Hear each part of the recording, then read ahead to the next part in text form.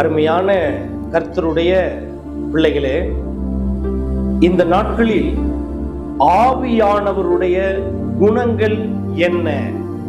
ஆவியானவர் உங்களுக்குள் இருந்தால் என்னென்ன நடக்கும்? ஆவியானவர் உங்களுக்குள் இருப்பாரானால் அவர் எப்படியெல்லாம் பேசுவார், எப்படியெல்லாம் தப்புவிப்பார், எப்படியெல்லாம் தடைகள் உடைக்கப்படும்?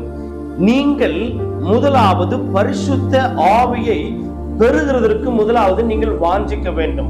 அவர் உங்களுக்குள் வந்து வாசம் பண்ண அவர் விரும்புகிறார். உங்களை நடத்த விரும்புகிறார். உங்களோடு கூட நடக்க விரும்புகிறார். அந்த பரிசுத்த ஆவியை உங்களுக்குள் பெறுகிறதற்கு நீங்கள் முதலாவது பரிசுத்தமா இருக்க வேண்டும். பரிசுத்தமா இருந்து அவரை வாஞ்சிப்பீர்களானால் அவர் உங்களுக்குள் வந்து வாசம் பண்ணுவார். அவர் உங்களுக்குள் வந்து வாசம் செய்ய ஆரம்பித்து விட்டால் நீங்கள் எப்படி பேசணும், என்னென்ன காரியத்தை செய்யணும், எல்லா விதத்திலும் ஒரு நிதானத்தை கட்டளையிடுவார். இப்படித்தான் மத்தேயு புஸ்தகத்தை நம்ம வாசிச்சு பார்க்கும் பொழுது அதில் ஆண்டவராகிய இயேசு கிறிஸ்து வாயை திறந்து சீசர்களிடத்தில் சொன்னார், நீ இந்த இடத்துல சிறைபிடிக்கப்படும் பொழுது, நீ இந்த மாதிரி மனிதர்களிடத்துல போய் அகப்படும் பொழுது அவர்கள் உங்களை பிடித்து ஏதாவது கேள்வி கேட்பார்களோ என்று சொல்லி நீங்கள் பயந்து கொண்டிருக்கிறீர்கள்.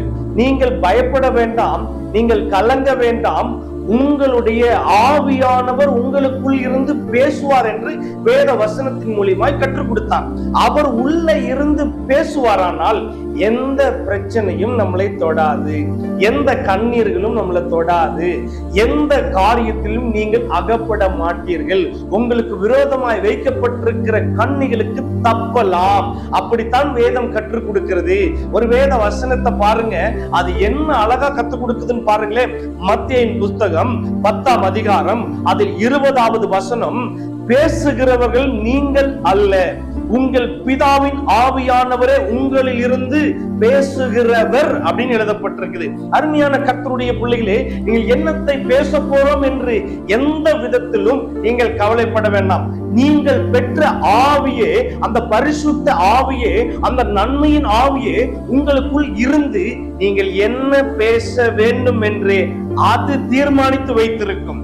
வார்த்தையாய் வெளியே வரும், நடைகளே வெளியே வரும், குணங்களினால் வெளியே வரும். அநேக காரியத்துல அந்த பரிசுத்த ஆவியானவர் உங்களை சிக்க பண்ணாமல், நீங்கள் எந்த இடத்திலும் சிக்குண்டு போகாமல், எந்த இடத்திலும் பிரச்சனையில் அகப்படாமல் நீங்கள் என்ன பேச வேண்டுமோ அதை உள்ளே இருக்கிற ஆவியானவர் உங்களிலிருந்து பேசுவார்.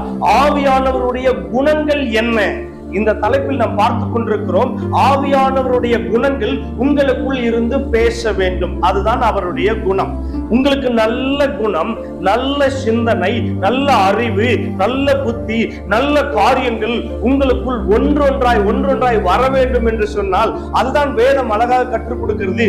உங்களில் ஒருவன் ஞானத்தில் குறைவுள்ளவனாக இருந்தால் சம்பூர்ணமாய் கொடுக்கிறவரிடத்தில் கேட்க கடவன்.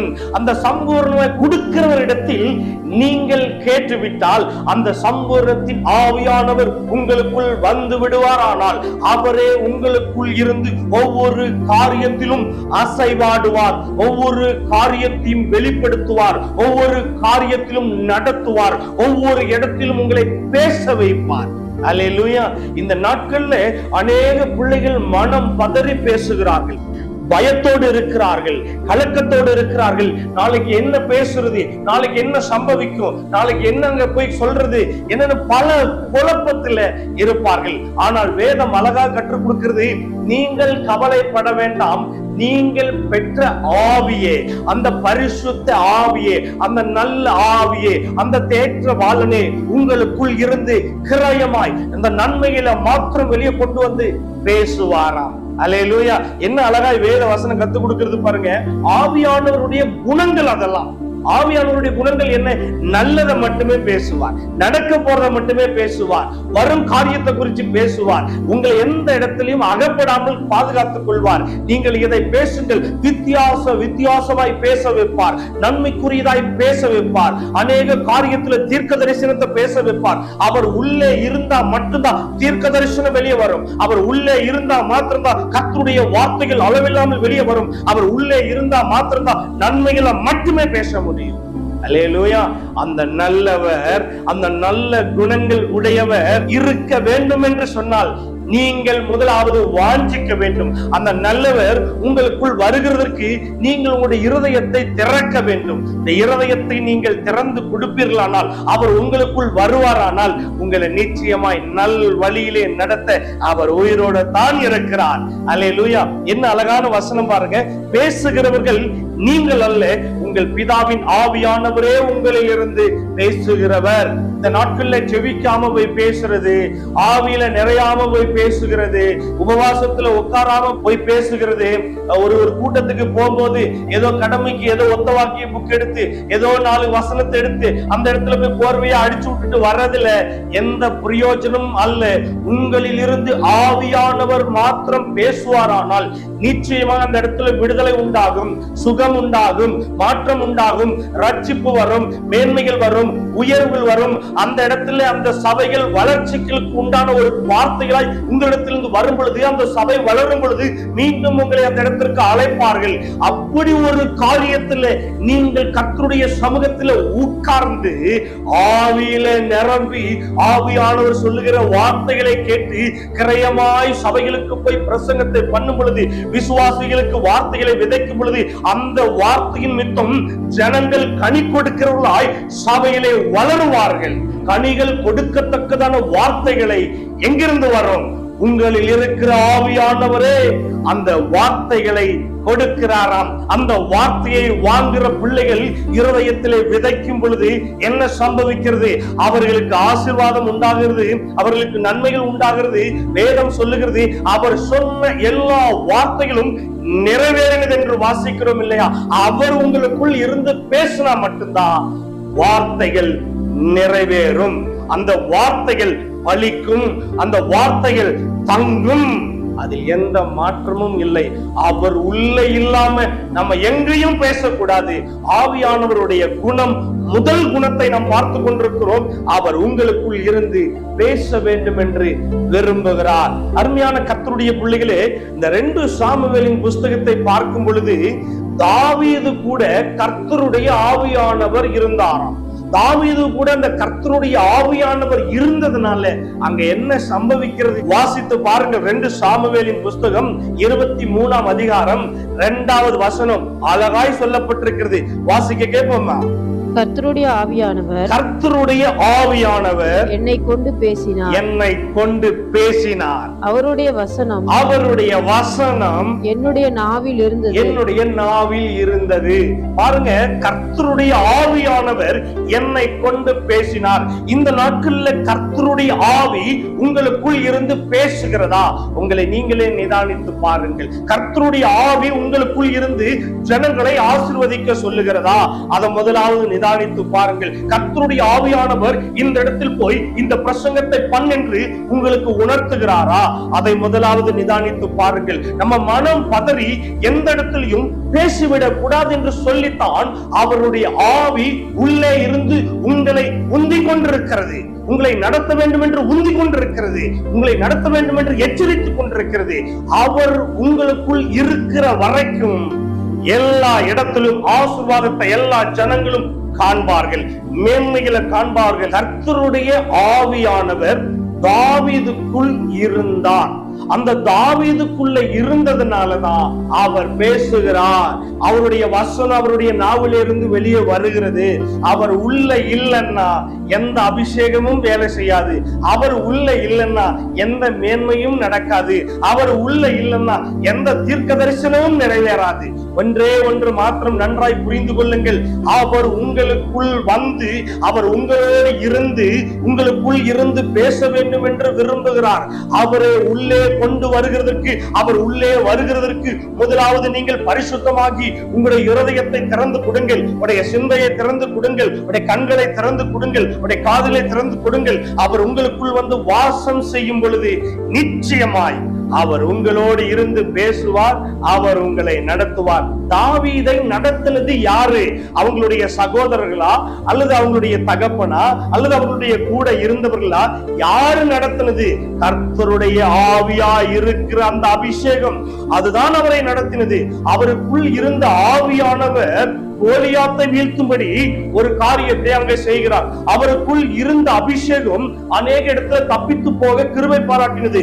அவருக்குள் இருந்த ஆவியானவர் அவரை ராஜாவாய் ஆக்கினார். அதாவது அவருடைய அபிஷேகமும் அவருடைய ஆவியும் உங்களுக்குள் இருக்குமானால் எல்லா மேன்மைகளும் ஓபனா இருக்கும், எல்லா பாக்கியங்களும் ஓபனா இருக்கும், எல்லா ஆசீர்வாதத்தின் டோர்கள் ஓபன் ஆயிரும். அல்லேலூயா.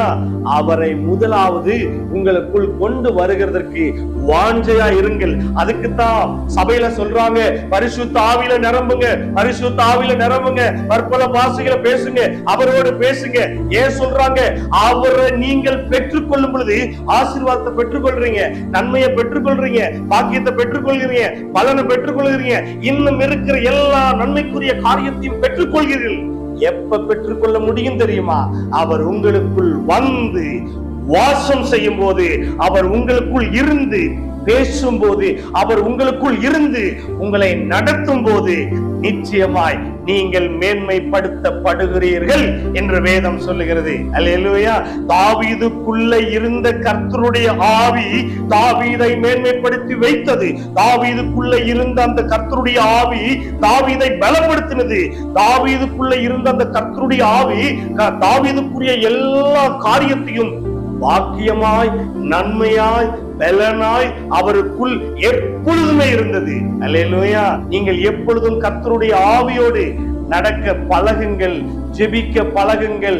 அவர் நிச்சயமாய் உங்களை மேன்மைப்படுத்தவும் உங்களை நடத்தவும் சர்வ வல்லமை உள்ளவராய் இருக்கிறார். இந்த நாட்கள்ல கர்த்தருடைய ஆவி என்ன, கர்த்தருடைய ஆவியினுடைய குணங்கள் என்ன, கர்த்தருடைய ஆவியினுடைய குணங்கள் உங்களுக்குள் இருக்குமானால் உங்களுடைய சிந்தைகள் எப்படி இருக்கும், எப்படி நடத்துவார், அவர் எங்கெல்லாம் தப்பு வைப்பார், இதை குறித்து பேச சொல்லி ஆவியானவருடைய ஏவுதலின் பிரகாரம் உங்களிடத்தில் நான் பேசிக் கொண்டிருக்கிறேன். இந்த வார்த்தை நிதானமாய் கேளுங்கள். இந்த வார்த்தையை நீங்க கேட்டுட்டு அப்படியே விற்றாம உங்களுக்கு தெரிந்தவர்களிடத்தில் அனுப்புங்கள். அந்த வார்த்தையை அவர்களும் கேட்கட்டும், அவர்களும் ஆசீர்வதிக்கப்படட்டும், அவர்களையும் கர்த்தர் நடத்தட்டும், கர்த்தருடைய ஆவி அவர்களுக்குள்ளும் நிறைவாய் இருக்கட்டும். தயவு செய்து அனுப்பி வைங்க. ஒவ்வொருத்தருக்குள்ளேயும் கர்த்தருடைய ஆவி பலமாய் இருந்து கிரியை செய்வாராக. ஆமென். வேத வசனம் எவ்வளவு அழகாக நமக்கு தெளிவாக கற்றுக் கொடுக்கிறது பாருங்க. சாமுவேலின் இடத்துல தாவீதை அபிஷேகம் பண்ண சொல்லி அனுப்புறார். அந்த அபிஷேகம் தான் தாவீதை அழகாய் நடத்தினது. நீங்கள் அபிஷேகம் பெற்றுட்டாலே உள்ள ஆவியானவர் கிரியை செய்ய ஆரம்பிச்சிடுவார். ஆவியானவருடைய குணங்கள் உங்களுக்குள் வந்துடும். அதுக்கு தான் அபிஷேகத்துல நிரம்புங்க, ஆவியில நிரம்புங்க. நம்ம எந்த ஆவியில நிரம்பணும் தெரியுமா? பரிசுத்த ஆவியில நிரம்பணும், நன்மையின் ஆவியில நிரம்பணும், பலத்தின் ஆவியில நிரம்பணும், சுகத்தின் ஆவியில நிரம்பணும். இது எல்லாமே ஒரே ஒருத்தரிடத்துல மாத்திரம்தான் நல்ல குணங்களோடு நிறைந்திருக்கிறது. அதுவே பரிசுத்த ஆவியா இருக்கிற சர்வ வல்லமை உள்ள தெய்வத்திடத்திலிருந்து வருகிறது. அல்லேலூயா. பாருங்க, 1 சாமுவேலின் புஸ்தகம் 16ஆம் அதிகாரம் அதில் 13வது வசனத்தை தெளிவாய் கிரயமாய் அங்க எழுதப்பட்டிருக்கிறது. வாசிக்க வாசித்து பாருங்க.